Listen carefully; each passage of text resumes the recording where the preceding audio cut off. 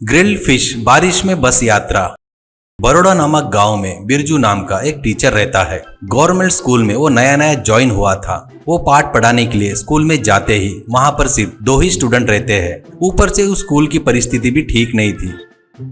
वो देखकर बिरजू उस स्कूल के प्रिंसिपल वीरू के पास जाकर पूछता है। अब वीरू से बिरजू, सर स्कूल में सिर्फ 2 ही स्टूडेंट है सर ऊपर से मैं अकेला हूँ सर, जितने सब्जेक्ट है मैं उतने नहीं पढ़ा सकता। ऊपर से स्कूल की परिस्थिति भी बिल्कुल डाउन है, इसको अच्छा करना होगा। लोकल में रह रहे बच्चों को पढ़ाई के बारे में बताकर ज्वाइन करना होगा सर, आप ही उसको देख लो सर, ऐसा कहता है। तो वीरू, देख बिरजू, तेरा पगार समय पर आ रहा है ना, हफ्ते में एक बार कोई एक आधा बच्चा ऐसे आएगा, उसको तो कुछ भी बताकर चले जा। यहाँ पर कुछ चमत्कार करने की कोशिश मत कर, क्योंकि तू जो समस्या बता रहा है ना, उसके लिए सरकार की तरफ से पैसा कब का मंजूर हो चुका है। वो सब एमएलए के जेब में है, अपन क्या कर सकते हैं। बिरजू, क्या सर आप जैसे ही ऐसे बोलेंगे तो कैसा सर, ये अन्याय है। कुछ कम ज्यादा हुआ तो अपन ही फंसेंगे ना सर, अपनी नौकरी जाएगी। वीरू, देख यही गुस्सा नहीं होना चाहिए, बता रहा हूँ। तेरी तनख्वाह तेरे को आ रही है ना, कैसा भी बढ़िया स्कूल में बच्चे नहीं आएंगे, एंजॉय कर। फिर भी तेरे को कुछ करना है तो घर घर जाकर ट्यूशन बताते जा, कहकर चले गया।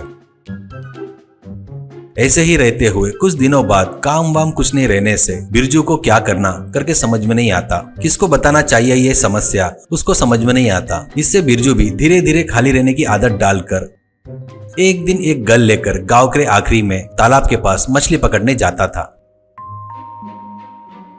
ऐसे धीरे धीरे उसको गांव के आखिरी में तालाब में मछली पकड़ने की आदत हो गई।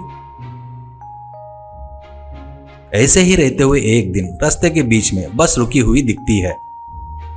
बिरजू भी उस बस में चढ़कर ड्राइवर शाहू से, अरे भैया जल्दी से गांव के बाहर चलने दो, ऑलरेडी तालाब के पास एक मस्त प्लान बनाया हूँ एंजॉय करने का, करके बताता है। तो शाहू, देख तू नहीं तेरे दादा नीचे उतर कर आए तो भी ये बस फुल हुए बगैर हिलेगी नहीं। और वैसे भी 20 मिनट बाद मेरे खाने का समय है, अगर बस फुल नहीं हुई तो 1 घंटा भर के लिए यहीं रोक दूंगा, ऐसा कहता है। इतने में ऊपर से जोर से बारिश होने लगती है।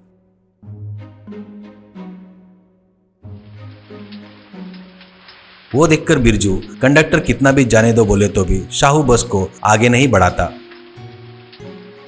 ऐसे एक ही बार में जोर से बारिश होने से आजू बाजू के लोग बस में चढ़ जाते हैं। अब बस को शाहू चलाने को देखता है तो इंजन में पानी जाने से बस बंद पड़ जाती है।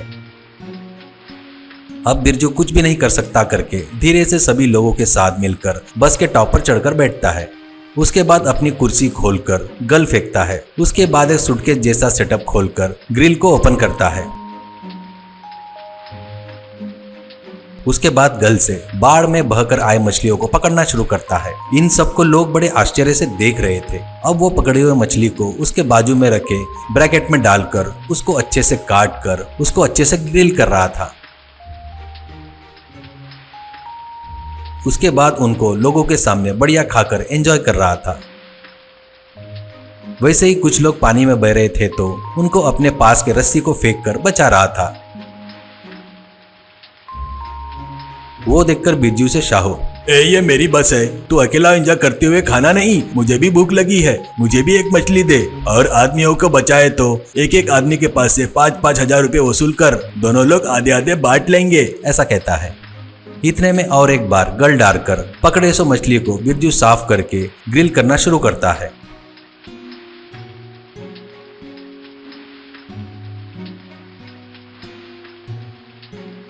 उसके बाद बस के ऊपर लोगों से बिरजू, देखो दोस्तों यहाँ पर कुछ भी फ्री में नहीं मिलता, इसलिए मछली के 400 रुपए दिए तो बढ़िया इस बाढ़ में बस के ऊपर एंजॉय करते हुए अपन खा सकते हैं, क्या बोलते हो? कोई भी हो एक ही रेट है भाई, ऐसा कहता है। तो बस में का एक व्यक्ति ग्रिल फिश को खरीदकर अपने परिवार को देता है, अपने बच्चों को देता है। तो बस में के बाकी लोग भी हमको भी चाहिए करके भीड़ करने से एक एक व्यक्ति को पकड़े हुए मछली को ग्रिल करके दे रहा था। वो देखकर शाहू, तू स्कूल का टीचर होकर स्कूल में नहीं जाते हुए यहाँ पर आकर मछली बेचता क्या? ईमानदारी से मुझे फीस देता या तेरे बारे में सोशल मीडिया में पता चलने जैसा तेरा नाम खराब करूँ क्या? बिरजू, देख स्कूल में बच्चे नहीं है इसलिए मैं यहाँ ऐसे रिलैक्स होने के लिए आया, तेरा काम तू देख ले भाई। एक काम कर, तेरे को जिसको बताना है उसको बता दे। तू कितने भी ड्रामे किया तो भी तेरे को मछली का एक टुकड़ा भी नहीं देता, तेरे को जो करना है कर ले। कहने से गुस्से में आकर शाहू बिरजू का मछली पकड़ना, उसको ग्रिल करके बेचना सब वीडियो बनाता है। उतना ही नहीं, उसको अलग अलग सोशल मीडिया के प्लेटफॉर्म पर अपलोड करता है।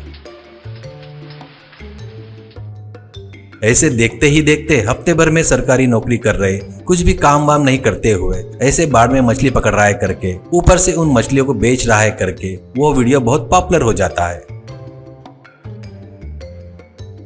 कुछ दिनों बाद बाढ़ कम होने से बहुत सारे ऑफिसर्स धीरे से बिरजू के स्कूल में आकर चेकिंग करते हैं।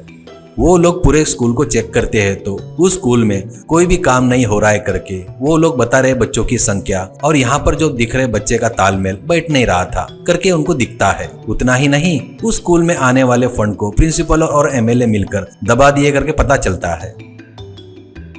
वो आईएएस ऑफिसर कलेक्टर को इन्फॉर्म करते हैं। उससे ऊपर से कलेक्टर को आदेश से वो लोग प्रिंसिपल वीरू को अरेस्ट करते हैं। अब ऑफिसर से वीरू, सर सर सर ये अन्याय है सर, पैसे तो एमएलए साहब ने लिए हैं सर, मुझे क्यों अरेस्ट कर रहे हो सर, ऐसा कहता है। तो ऑफिसर, एक काम करो, मैंने पैसे नहीं लिए, एमएलए साहब ने पैसे लिए करके बताओ, हम उनको अरेस्ट करेंगे। फिर भी हर एक सरकारी नौकरी करने वाला क्या सोचता है पता है क्या? एमएलए ने बताया, मिनिस्टर ने बताया करके सभी काम नहीं करना चाहिए। रूल्स के हिसाब से रूल्स फॉलो तुम लोग ने करना चाहिए, नहीं तो ऐसे अति किए तो तुम लोग ही फंसोगे। आखिर में एक बात याद रखो, जितना भी फंड आया उसका दुरुपयोग तुमने ही किया है, इसलिए तुम लोग ही जिंदगी भर जेल में रहोगे। समझ में आया क्या? कहकर वीरू को अरेस्ट करके ले जाते हैं। इसके बाद आए हुए ऑफिसर बिरजू को स्कूल की जिम्मेदारी देते हैं। बिरजू उसको आने वाले फंड को गांव वालों से मिलकर धीरे धीरे थोड़ा थोड़ा उस स्कूल को अच्छा बनाना शुरू करता है।